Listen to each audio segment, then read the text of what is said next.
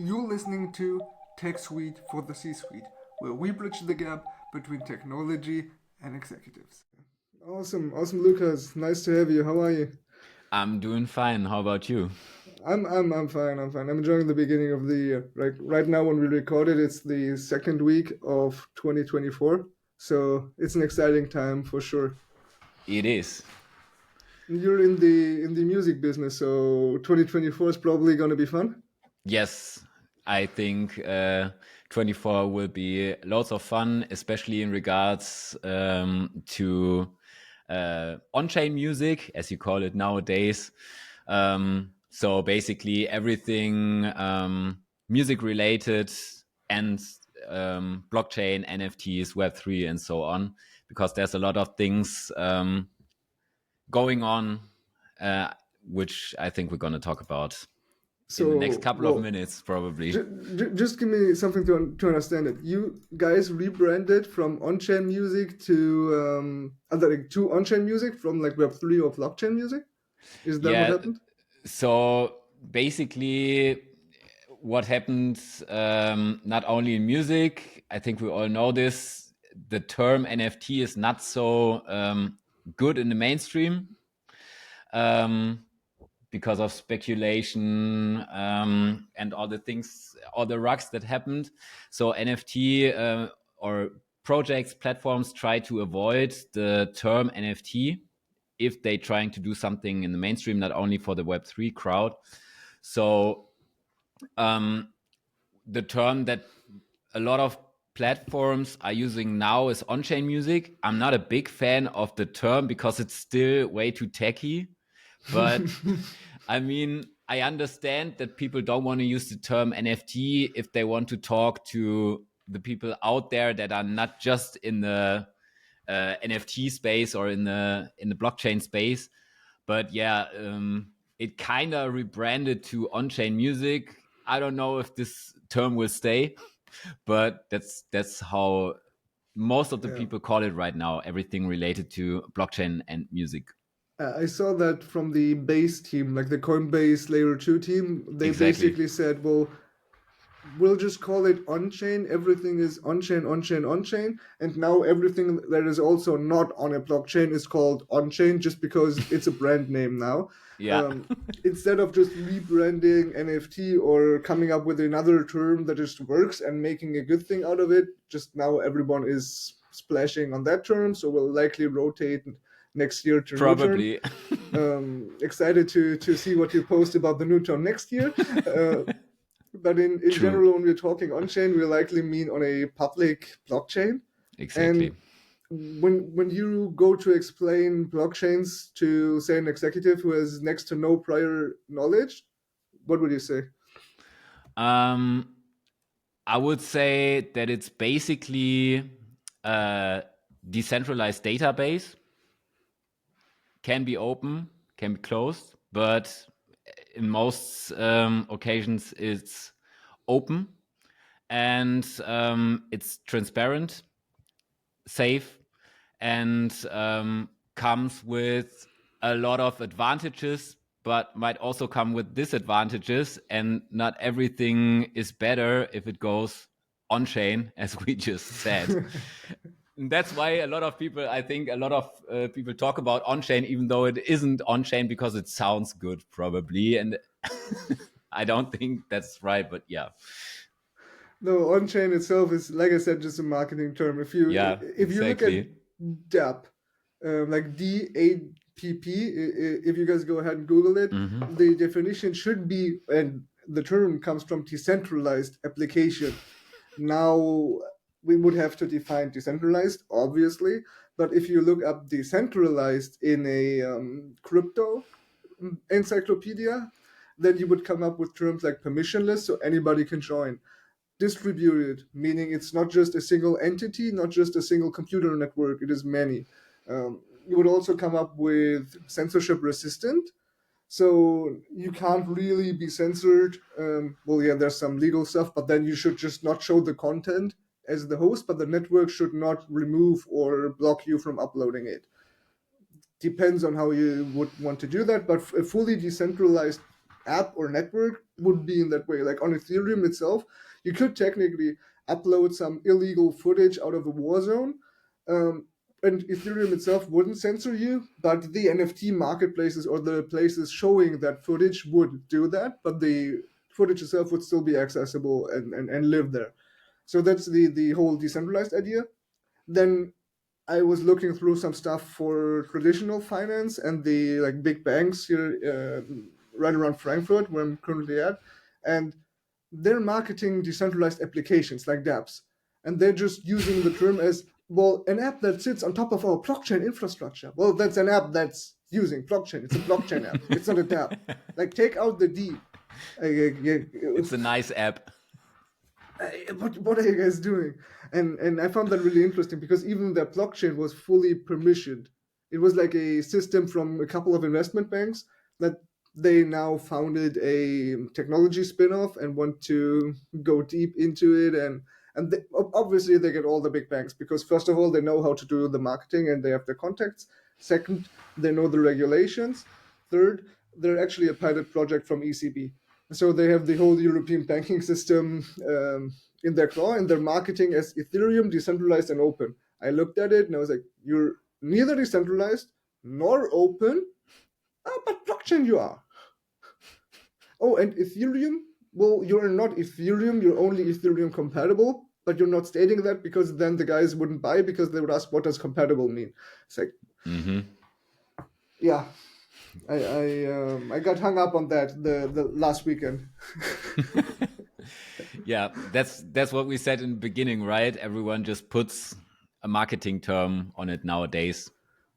My goal is to just educate people in a sense that you just understand that this is a marketing term and what it should actually mean, and at least how you can ask questions to find out if it is what you think it is. Because I don't need everyone, and I think it's not even possible to have everyone understand the code to a level where they can verify. Like I can't verify all the cryptographic stuff in the Ethereum protocol, but I can look at a smart contract and see what are the guys actually doing on an application. But most people, I think, will never get to that point because it just doesn't interest them. But they should be able to just grasp from the marketing slides what's actually going on. So you said also there's stuff that's good and bad to put on chain. How do you think about that? That's a good question. I mean,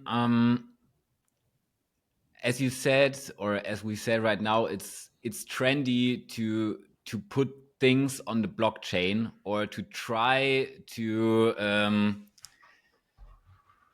bring every use case on the blockchain, and that's not always the best thing to do. It might actually be better for a company to just stick to a database and just leave as is. There must be a use case for it to actually use the blockchain technology, and then it doesn't matter if it's a closed one or if it's open like Ethereum.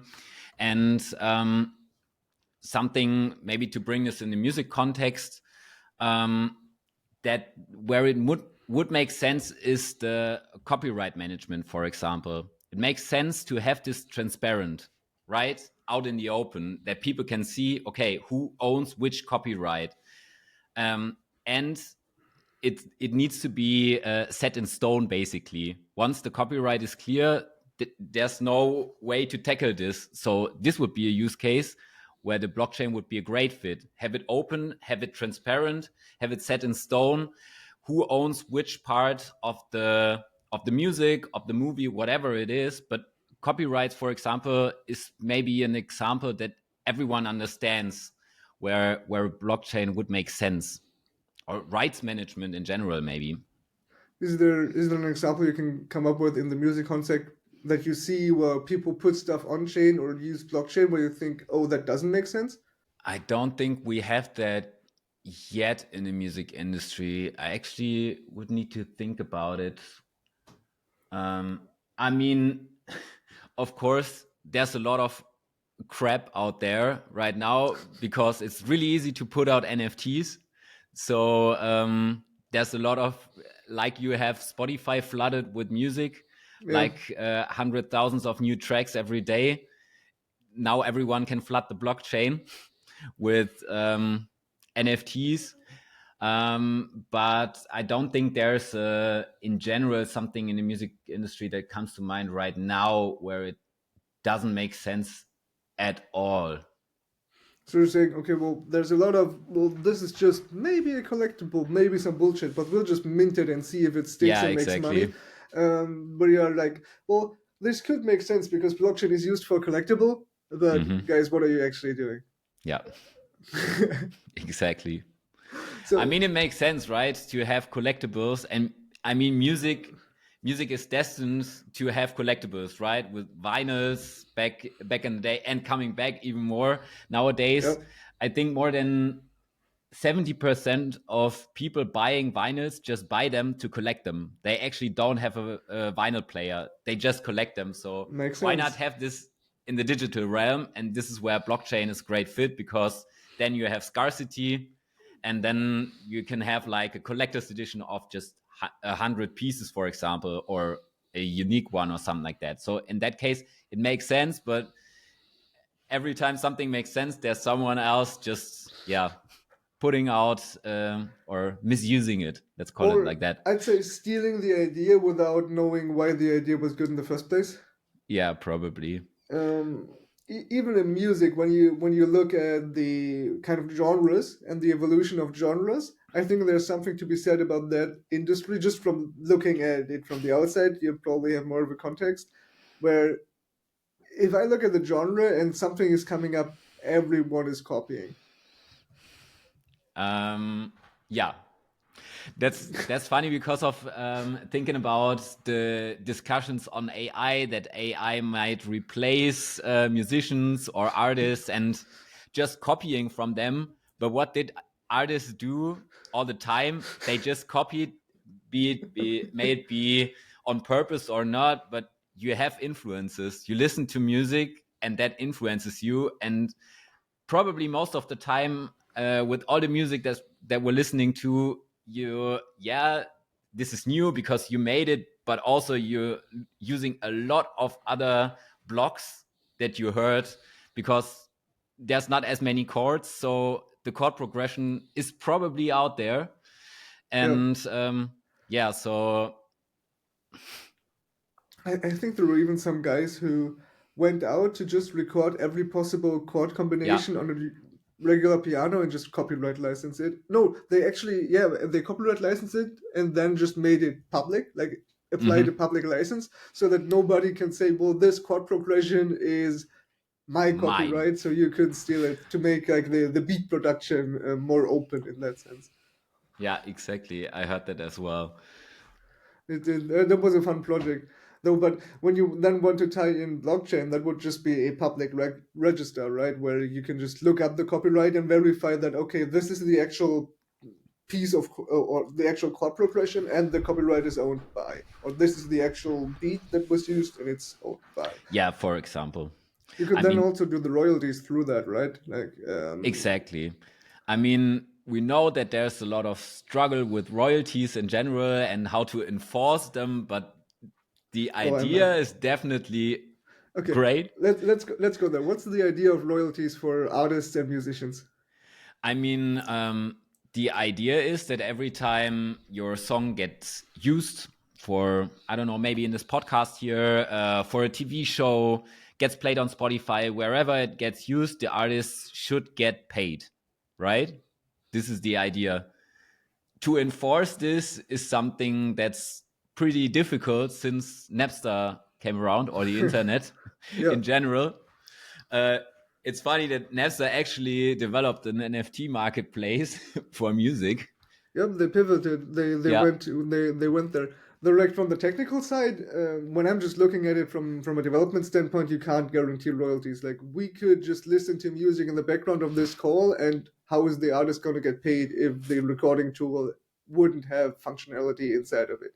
And then the recording tool can say, okay, if you play music through Spotify or whatever player, we'll record that as a stream so they get revenue. But then I also want the functionality to just upload my own music. And if I then discard any copyrighted thing as my own music while uploading, we still listen to the same songs. It's a hard issue even in the blockchain space where you want to be able to just hand over a USB stick, like transfer a token. Uh, but if you allow that, then you don't know what is actually on there, so the royalty thing could be on there. That's also why in the real world it's hard to go against copyright laws or enforce that, because I'm allowed to give you a USB stick. If there's copyrighted material on, that is not allowed. But how can you control it? Yeah, exactly. And on top of the just technical side of things, I mean, the problem is the music industry would need to work together in some kind of way, all the majors or the independent labels to decide on a common ground, basically, where everything gets uploaded, and to find out what's real. And this is the next part of the problem. Bring everyone together, because in the end, everyone fights for themselves anyways and wants to just bring out their own copyrights or get money for those. So then you would have to find a way to build a system where the incentives are so egoistically aligned that coming Yeah, that makes together is sense. the best option. When I'm thinking about that technologically, there's a network for storage called Arweave, and what they do is they Hmm? just have randomness. So because of the randomness, you need to actually, if you want to make the most money in rewards, you have to store the whole network. So the most efficient way of getting rewards is to store everything. So in that sense, the most egoistical thing I can do is store everything, which is exactly what the network wants as a storage provider. So in music, you could go, well, for me to actually get the most amount of money, I need to upload to your place, which is why Spotify has all the distribution Exactly. and all the users, because that centralized force curated all of it because it's in your egoistical interest to upload there. Then Yeah. YouTube, iTunes, to some point still, Apple Music, they all exist. They all give you some money. So you want to be on all of them. But if you would tie them together, the question is, how can you then either bring in the user? Because if you have the user, you get the amount of money, or you just make all the majors and the labels switch. But that hasn't happened. Like Jay-Z has tried. He's probably one of the most influential. And Tidal is, I'd say, nothing more than a niche player Yeah. from market size. And I'm not commenting. Maybe there's some technical stuff that I missed, or there's some quality stuff. But Yeah, they got some higher quality audio, but that's it. Because to be honest, I don't think that the normal listener hears any difference between an MP3 and a WAV file in 24 bits. I don't think any normal listener would hear the difference. with I would say a normal listener wouldn't even hear the difference between 192 and 320 MP3s. So yeah, So you're saying that's all too technical for the normal user. That's kind of like it is in the blockchain space. yeah, exactly. It's way too technical right now, and I think we got a long way to go to onboard. I don't really like the word onboard, but it's basically getting more people to use the blockchain, whether they know it or if they don't. I like that way of phrasing it. For me, it's always, well, don't onboard people, just make people get a better product and then they'll onboard Yes, themselves. exactly. Like Steve Jobs didn't onboard you to the iPhone, it was just the best phone around, so you onboarded Yeah, yourself. exactly. And we're not at that point yet. Nobody has, has achieved that. There's some players out there trying to do that, at least in the music space as well. I mean, everywhere in the blockchain space, people are trying this. Um, Wallets evolving and stuff like that. But there's also some platforms trying to do this. I don't think there's a perfect one out there yet, because if it would, then people would go there because it is Yeah. better than Spotify and others. But yeah, I think there's a lot of things coming together there, and we're not there yet. What do you think is coming together? So on the one, just from my perspective, Yep. I think, as you said, it's way too technical right now, because people need to have a wallet to buy on-chain music, music NFTs, whatever you want to call it. People need to set up a wallet, need to get crypto funds, need to know how to handle all of that, and then buy the NFT. And Yep. that's way too complicated. There's way too many steps. I mean, there's some platforms out there that already have social logins, like Sound Yep. XYZ. I always like them as an example because they're the most advanced, in my opinion, in that regard. You can log in via your email account. I think they use Magic Link.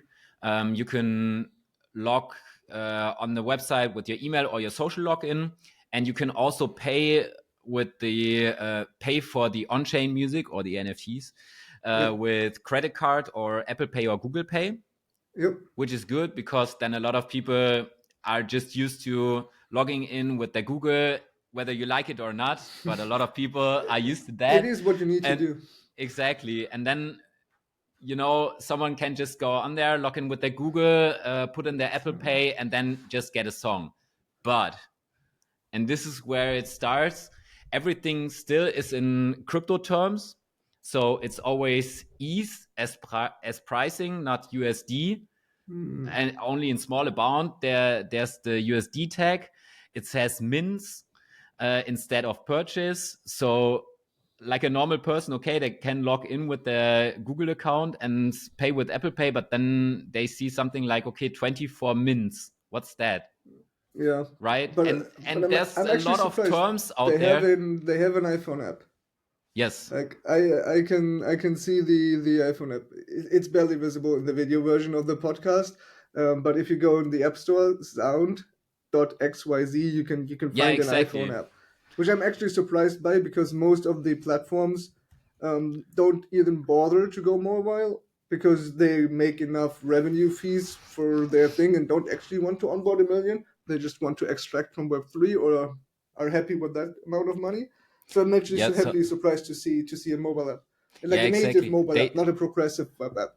Exactly. They actually just bought Soho, which is a social app, and they bought them just because of that, because they wanted to have apps on Android and iOS to Yep. then onboard even more people, which makes a lot of sense. I think they're on a good path. They also are not just on the mainnet where they started, but also on Optimism and now on Base. Hmm. So the fees are way lower because if you explain to someone who has a Google account and pays via Apple Pay why they should pay $20 in fees for a $1 song, that doesn't make sense, Yep. right? So that makes sense, but it's a bit overwhelming because still you need to connect via the base layer to or the optimism. So you would need to switch then in your account to the correct blockchain. So it's still too complicated. So they're not automatically saying, well, this is on Ethereum. Will make you do it on Ethereum. You just have to confirm the fees and the mint amount. Or this is on base. We'll just automatically do it. Like when you press purchase, they will not just all switch it in the background. You still have to Yeah, manually if click you through. if you don't connect the wallet, then they do it for you, but you would need to pay the fees on whichever blockchain the NFT is. Okay, so you can't just go, well, I'm Apple paying and I'll pay the fees with Apple Pay and all that. Or how Yeah, does that work? yeah, you can just you basically just click on purchase and then it shows on which chain it is and how much the fees are, and you can pay Okay. those fees with Apple Pay. But of But they're course, just too if high. it's on ETH mainnet, then you still pay $20 Yeah, or no, no, no, $10 no, or no, no. something like that. I got So that. I was just talking about the actual user experience of getting to pay that amount in fees. yeah, Because that's nuts. some people in the art scene told me, well, Ethereum is valuable because it is so expensive. Yeah, I heard that as well, and I'm like, I don't. Um, I mean, I understand it to a certain degree, but if everything goes well in a couple of years, the transaction fees aren't that high anymore, and then your NFTs are worth less because the transaction fees are less.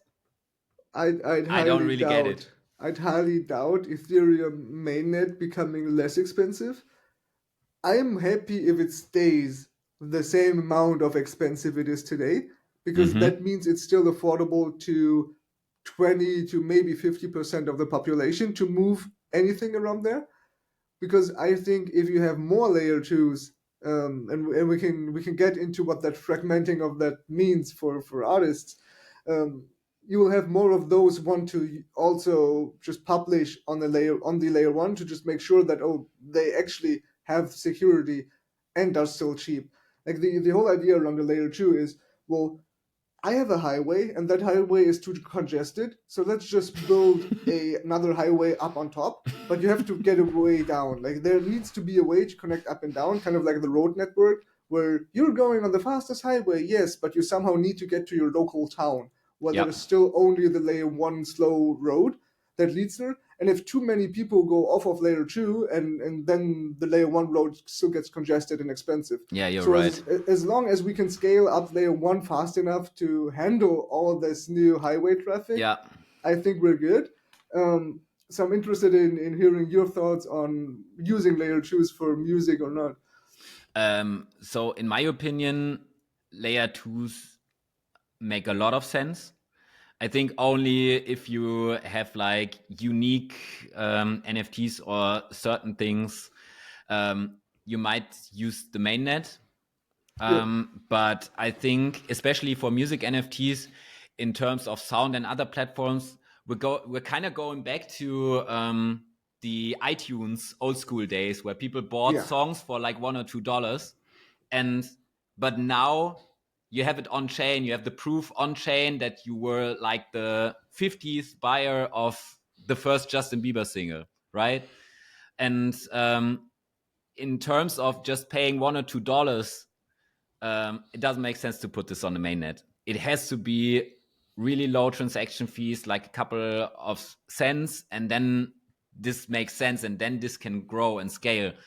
So that's the one thing. I'm all in on layer twos, but I think we got a couple of battlefields there that different participants are fighting on.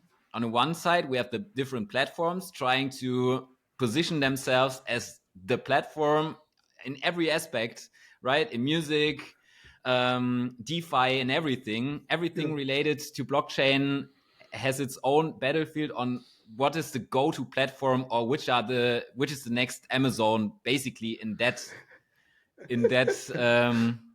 area, basically. So the one thing is the platform, which is the best platform, and the other one is which is the best layer two, or for also for different areas or different use cases, right? So we have a lot of battles going on, people trying to build the best layer two, layer three, I don't know, uh, and also best platform, and then checking, okay, which layer two makes sense, which is the most advanced, which makes sense for me. And then, so there's a lot of things going on right now, which is really interesting to see. And I have no idea, but my guess is I don't know for the platforms, but I think for the layer twos, and I would be really interested in your opinion on that, on the technical side of things. I Yep. think we will have different layer twos for different use cases that are probably specialized in certain things, but not only like only the base or only ZK sync or something like that. Probably more like for certain use cases, people tend to go there. Maybe an NFT layer two that is specialized in certain things. I don't know. What's your Um, take on that? well, to give you the history of these specialized chains, starting there, the NFT layer twos have been tried before. Like Immutable tried to be the one for NFTs, and I think Gary Vaynerchuk launched one of his derivative NFT projects from Mm-hmm. VFriends on there, but it just didn't get any traction, at least to the amount that the Ethereum mainnet has, just because of the user experience hassle. So I think we first need to focus on the user experience, but then we will definitely get there. Like as soon as you can go and just kind of like you'd use your Google account to connect to anything online today, Mm-hmm. because it's the easiest, or you just use your email. Like to take the Google account out, you just use your email. because your email is also your Google account, by the way, for people who haven't realized. And then if you just can connect to anything and your funds or your credit card or whatever is portable, and then the experience just is the actual app usable and not is the crypto thing usable, you can do whatever you want below. Then it's just a question of educating the developers enough to be like, okay, if you want to do music, we have audio streaming, we have audio uploads, we actually have video uploads and all that efficiently coded into our blockchain system. And because we have all that natively, you only have a mobile app where you upload everything and a desktop app, kind of like you do for Spotify today, probably even easier because it's all connected. And then you just can go anywhere. Then Spotify can build a client for that network, and then their client is called Spotify. You can build a client and it may be called Lukas Music. I can build a client and it may be called Sam's DJ Booth. And whatever, and I'm positioned to be the one where DJs can easily use my client to get music from that network onto hardware. Your client is probably the more discovery focused or production focused, where you go like, okay, this is the actual beats. I'll show you the beat used, the sample used, the royalties. While Spotify is just, oh, track name, artist, image, video, done, right? And then we all have the same music database in the background, while it is still Spotify making the money in ads or subscriptions for regular users. You're making the money for producers, and I'm making the money on DJs. But we're all using the same underlying, and we all have the same catalog of music to go to. Which means you can also easily bootstrap another app on top of it, where you're like, okay, this is the most awesome idea I want to do as a music app. Today, because of copyright issues, you can't get music into that app. So how do you actually start? Most of the crypto projects don't have Eminem music, so I won't go there and listen because I can't listen to Eminem on your crypto platform. So it's a no starter for me even. Yeah. So that's another issue. If you had all that on, say, like Spotify's open network or like a Spotify music chain, no, you can just build your app. So that's one thing where I think the specialized will come in, but we need to be user experience well enough before that happens. Technically, you can build it today. Then to go into the, well, yeah, this is the kind of end goal where I see us going. Where are we now? Now we're still single chain. Like we're just, oh, this is one general thing where we just put everything and we try to make that cheaper. Yes, there are layer twos, but if you actually want to go production, do you go layer two? Yeah, only if you need to be cheap. And then you go to the questions that you post. Well, what layer two do you go to? And then from a technical standpoint, most of them are the same because they're fully EVM compatible. EVM, for those not familiar, is just the Ethereum way of programming. Kind of like when people say, well, yeah, you can run your C++ or your Java code that typical businesses use on our app. And that's fine. Yeah, sure. What does it mean for me? Well, yeah, I can just deploy to any of you and my users can be there, but they're not connected. So if I deploy to one layer two, then my money is on that layer two. It doesn't transfer over, though I'm still using the same application, exact same code. But if you listed a song on Base and I had money on Ethereum mainnet, I can't buy your NFT on Base, even though my NFT marketplace, my music marketplace, could be the exact same code. Well, today, Exactly. if I told you, well, on Spotify or on iTunes, you want to buy my song, but you only have money on your American Express, but I only accept PayPal, then the PayPal checkout will prompt me to pay with my American Express. It's solved. But we haven't solved that in crypto. So I think that's one of the biggest issues. And then which actual layer two you choose is more of a political question. Do you trust Coinbase and do you want a corporate backing where you actually have support to ask technical questions? You then likely want to choose Base as your layer two. If you want to go the one that is in the longest standing, you will choose Polygon because they're the longest running and they're also fast and cheap.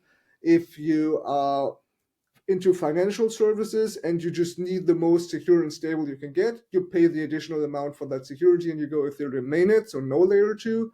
If you're like, oh, I want to do some special stuff and I need my own layer two, you can spin that up with, say, like Fuel and Celestia or some Polygon fork.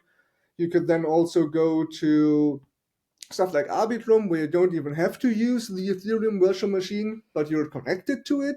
But then your developers who are blockchain devs might not be able to use it because all they know is Ethereum. And that is kind of the whole discussion that you Mm-hmm. go into when you decide, okay, which layer two do you actually choose? Just from a high level technical looking down, it's not Yeah, that ready makes yet, but sense. this is the options that you consider every time you start a project, because customer is like, we want to use Ethereum. This is what we know. And I'm like, makes sense. Most users are there. But Ethereum is it doesn't cost anything for the user, right? Yeah, if you pay it. And then you're like, oh, but you won't Okay. sponsor $20. Like what you can do today is you can actually say, if any user uses our application, we will sponsor anything they do on chain. Yeah, It's that's called Paymasters. yeah. Actually, now that you said Arbitrum, and I think this will be huge in gaming, and I think blockchain makes a lot of gaming, makes a lot of sense for gaming. It Um, is. Reboot from Pixel Vault, which is a protocol that is trying to onboard onboard again. Just make it easier. Let's say just make it easier for developers and also gamers to use the blockchain in the background.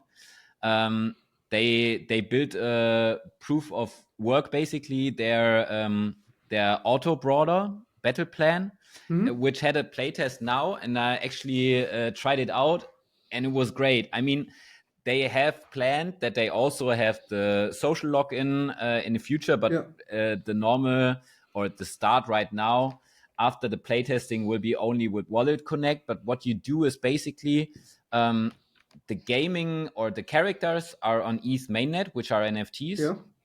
but the whole game is on Arbitrum, Yeah. and you just sign in with your wallet one time, Yeah. and then you're in. And every time you start a new round, basically one time, but every round within your game, there's transactions in the background. Every game gets Oh, properly live recorded and all that.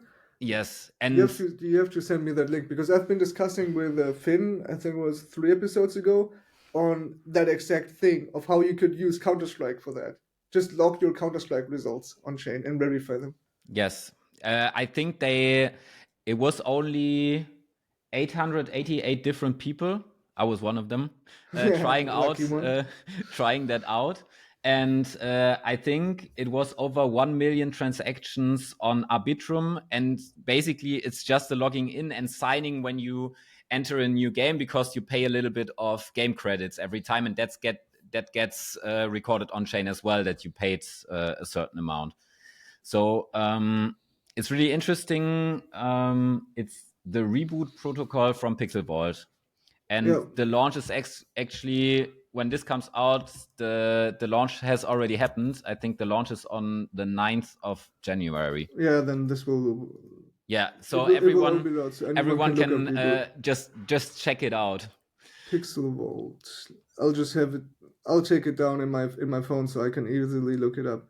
It's reboot GG, something like that, Exactly, on reboot GG. Twitter, and reboot.gg for the webpage, if Google is not fooling Yes, me. that's correct. Awesome, so I can have a look. Um, Also, in terms of music, like how did you go from music to blockchain? Like how did that go? How did that happen? Um, actually, I kind of always was in the music industry, made music myself, but also we developed software for music distributors and labels. Hmm? And I also run and ran a little recording studio where I mix and master music for bands worldwide. So music has always been around for me, but also the technical side of things, because of my other job, basically. And after just playing around a little bit with crypto, I played a little bit around with NFTs later on in 21, and then came to the conclusion, wait, there's way more to this than just the hype casino part of it. You can actually do a lot of great things with this. Once this technology matures, there's lots of use cases, especially for music, where a lot of things have gone wrong over the years with streaming, and not a lot of money coming to the artists, which is where blockchain and NFTs can help out, at least give new revenue streams.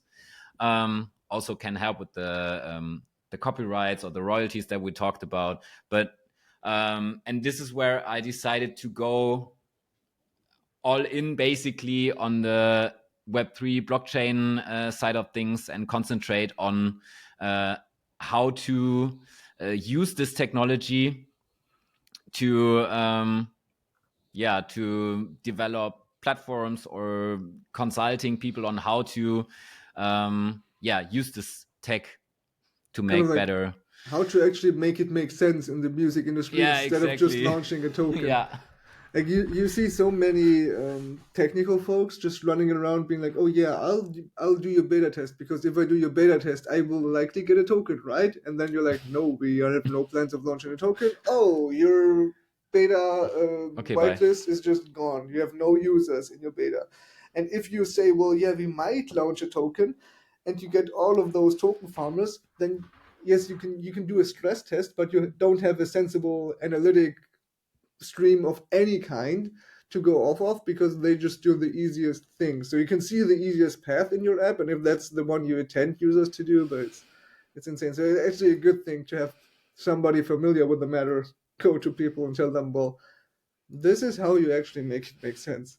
Yeah, and I think one thing that's important to add probably is that I mean, we talked about Spotify and that not a lot of the platforms are there yet, like Sound or others.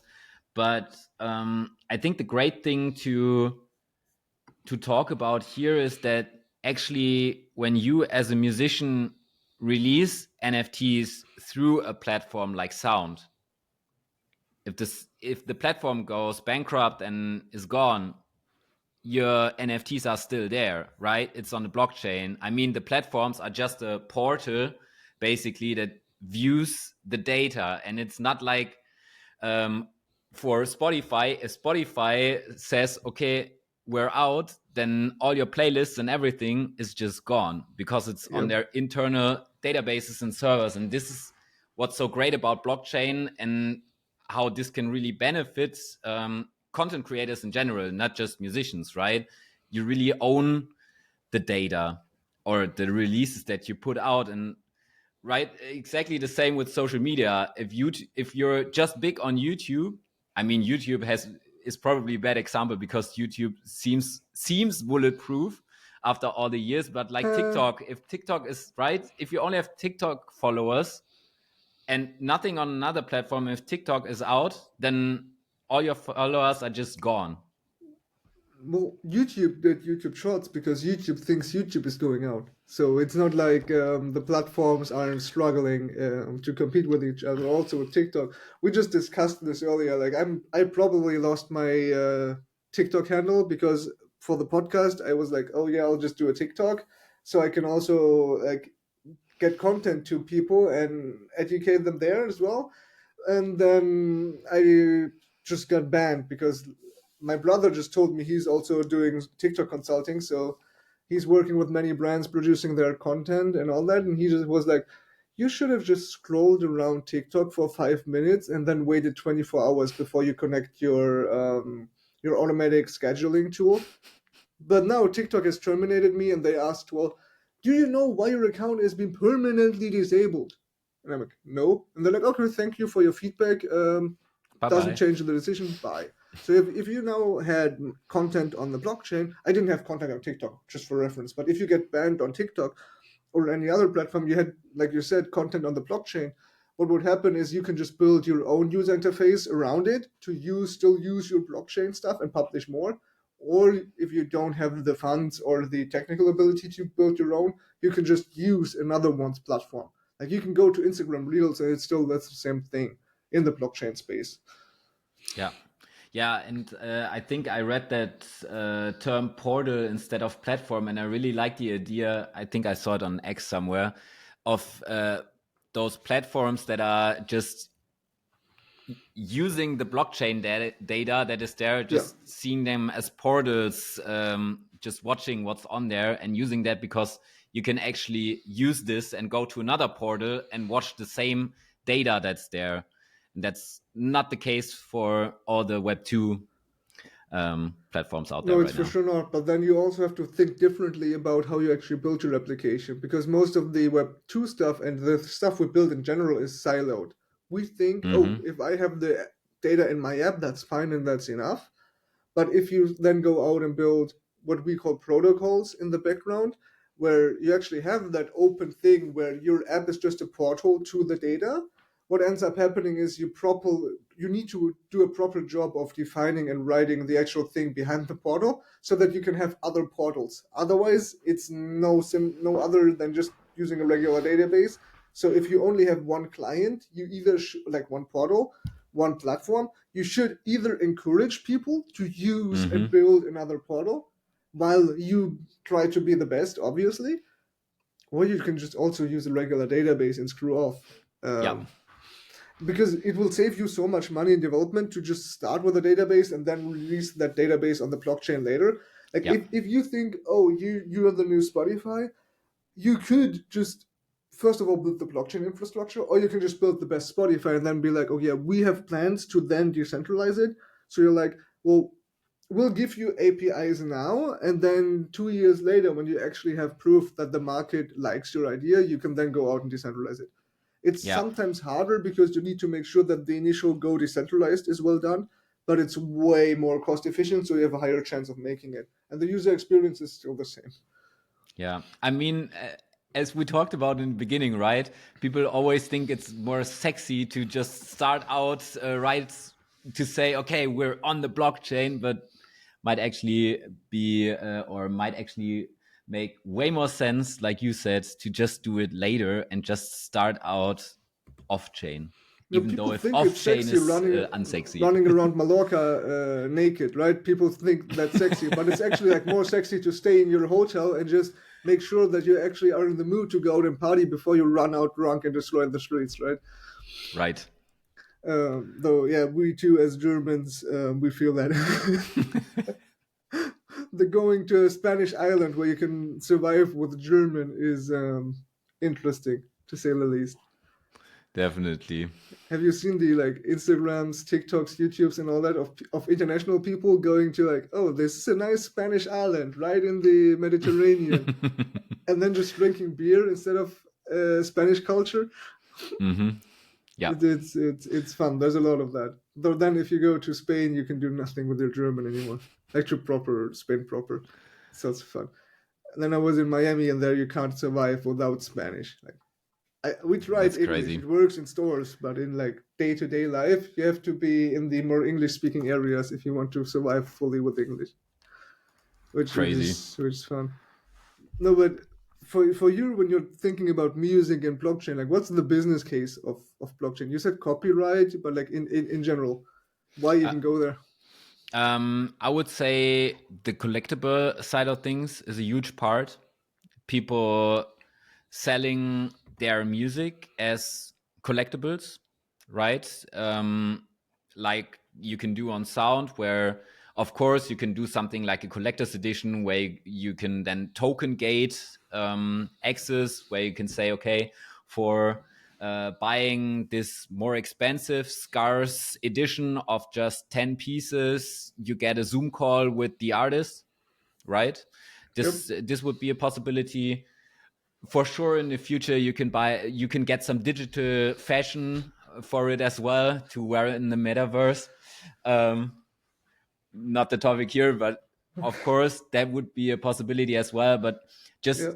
I think for the first time, it makes sense to buy music. I mean, the idea was good of iTunes selling music, but it was clear pretty fast that you could just distribute it and give it to all your friends, and that's it. And if the possibility is there, then people will do it.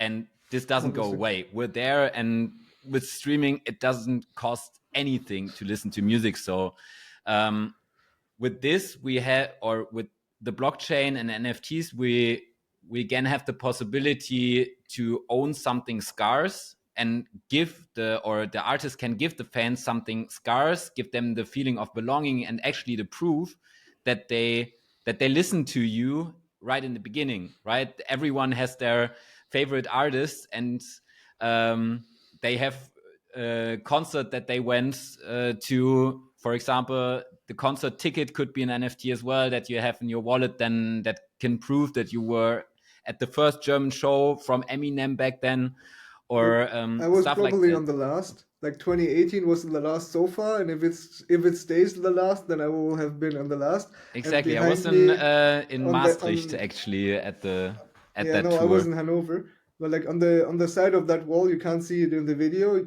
There's the actual ticket, not signed, but just the ticket. Like obviously, I didn't get it signed. Like I haven't met him. Like there were 70,000 people, and the actual shirt in the background here, the black thing here, is also a signature of an artist, um, Right. from a concert where he was like, "Oh, do you want me to sign anything?" And I'm like, "No, I'm just happy like talking to you because I've met him on another show before, Hmm. and we just chit chatted about the NFL and American football. He's like from the US, and I am a fan of his rival team, so we chit chatted obviously because I was wearing full gear for him to get mad, and then he was like, "I'll just fucking sign your shirt. Screw you," Nice. and he Exactly. did. And people just love to collect, right? It's been hanging there It's for in our 2 years blood.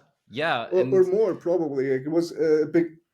No, it was January 2020, so it's already 4 years ago now, and it's never moved from that one spot on my yeah, and if it works room. in the real world, then why shouldn't it work in the digital world? And let's not call it real world, because what's even real? Is it, you know, Are in the you real physical now? realm or in the digital realm? Doesn't matter in the future because we're online all the time. So Am I talking to Lucas Video AI? Are you real? no, this is Can Lucas you AI. can you prove your realness? How can I escape your AI to actually make me see that it's an AI? Where's your rate limiting? um, you reached limit. Bye. No, but it's true though. Like digitally, we have scaled so much of what has been collecting, and we've also financialized so much. Think about arts. Yeah. Like how crazy are art evaluations right now, because you can go to a digital auction in Hong Kong and just be the online bidder that has been bidding the crazy amount of Exactly. money while actually being anonymous, which makes it even better for the rich ones to Mm-hmm. collect, because it's not their face and their name sitting in the venue being an attack vector. It's just Yeah. their money and their passion for the art speaking, which is the money is the means to getting the actual art, and the love is driving the money to go there, right? Like don't get me wrong. It's just the way of things there. Also with NFTs, like when I tell people what I spent on the VFriends stuff, they're like, "Why?" And I'm like, "I just like the community. What do you want me to tell you?" Like, I just wrote off all that amount of money, and they're like, "You wrote that off?" I'm like, "Yeah." Obviously, it was worth a lot more at some point. It also has been worth way less at one point. So I just wrote it off, and they're like, it's not an investment." I'm like, "No, I'm likely not selling it." Yeah. And everyone has something like that they're willing to pay a lot of money for, or that just has emotional value. And now that's possible, basically, Yep. which it wasn't before. And I think that's the biggest part, where I see the biggest thing, and just selling music online now with the actual proof that you bought this, and when you bought this, or who owned it before. Maybe Yep. maybe the actual artist gifted this to you from his wallet because you talked. Maybe the player that you have the signed shirt on the wall with, Yeah. he also said, you know what, I'm gonna give me your wallet address, I'm gonna send you one of my I'll take a original picture. NFTs. Yeah, Yeah. I'll take a picture of that shirt, upload it as an NFT, send it to you as well, so you have the digital proof, and I'll Hmm. just send you one other NFT from my collection. Yeah, exactly. And then you're like top G flexing on social media Oh because you have yeah. digital proof. Because right now that could be anything, right? But if I Hmm. actually had the digital proof, it would be verifiable. Well, it is. I have one friend of mine who was there, but then you have to trust my friend. It's my friend, right? Like I Yeah. don't have a video of him signing that, sadly. Yeah, that's one of the buzzwords, right? Trustless with the blockchain. No, it is, but that trustless goes back to cryptography. Like, if you actually truly want to read up on the technical side and how it actually works, read some high level crypto stuff.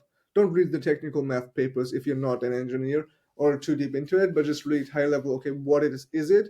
Or just ask any AI model of your choosing to like explain it to a 15 or 10-year old. Or a Don't go the 5 5 year year. old. No, 5-year old is too simple. It doesn't catch it. Like I tried 5-year old a lot, but for these deeply technical things, it's too simplified. You Hmm. get nothing out of it. It's cool to just, if you have no idea, but you have a rough sense of, okay, what does trust mean? What is trustless? I kind of have a sense just from the two words, less or Hmm. without trust, without the need of trust. That is what, if you don't understand that trustless means without the need to trust, then explain like M5 is good. But other than that, you need to be, Just to okay, start out. what is it for like 10, 15-year old, or Yeah. explain it to a newly found computer science student. And then you Hmm. actually get somewhere where you don't need the full technical lingo. That's kind of the way I would do it. And do you think like the digital selling of collectibles and music to even foster or build a community or just to make revenue is the biggest opportunity in music right now? I think short term, yes. Mid to long term, probably the royalty could be the thing. I mean, NFT ticketing as well, but I don't see Mm-hmm. this as music only. It's just the ticketing is its own area basically. But of course, music is a big part of that. I think ticketing makes a lot of sense as well. But just for music, I think short term, the collectible side of things, selling music, token gating, access, certain access, bringing benefits um, to the collectors, and mid to long term probably the royalties. But as we talked about, there's a lot of stuff that comes into play as well, a lot of actors in the market that would need to work together, or one big player making something so great that everyone is willing to use it as well. So yeah, short term definitely collectibles. I think the only way for that long-term vision to work is if the actual technology or somebody that is building the technology and platform does something so great that the incentives are just there to join, Yeah, like when like we you said with discussed it Arweave, right? initially. Yeah, it's the only way it works. Like, if you design the incentives in a way that all of them must join, then you get it.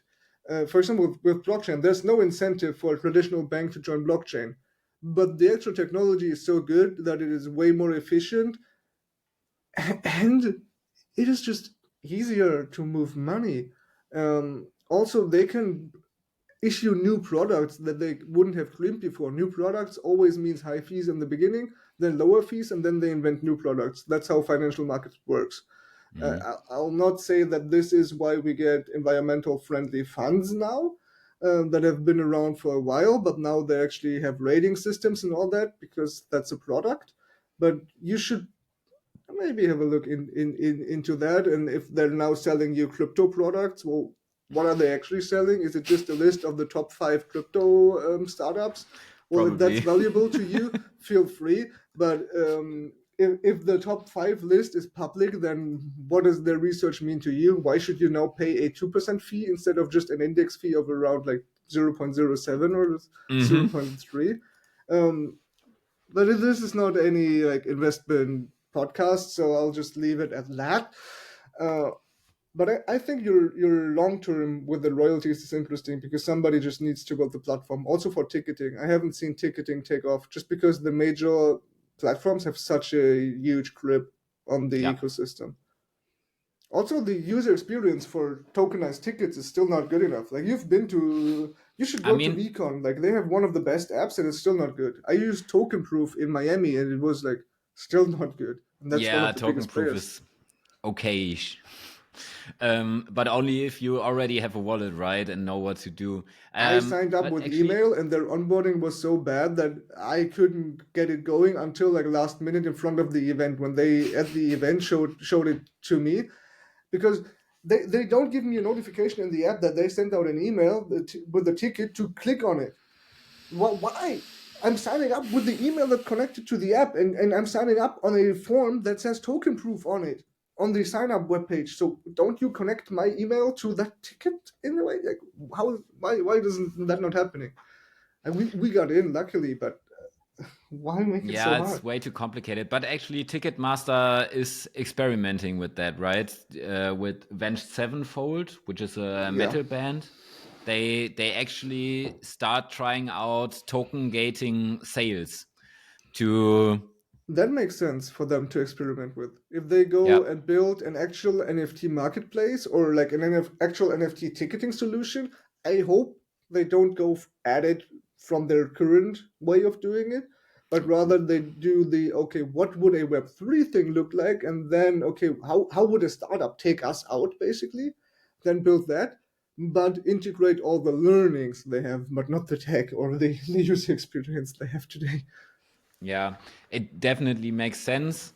And it's a great thing, right, for the artists as well to just know that the people that actually support you and own your NFTs, which they paid already money for, are the ones getting tickets for sure and not the scalpers just buying tickets to sell them for higher prices on the secondary. No, there the token gating makes total sense. Like that's one Yeah. of the biggest issues I think for artists.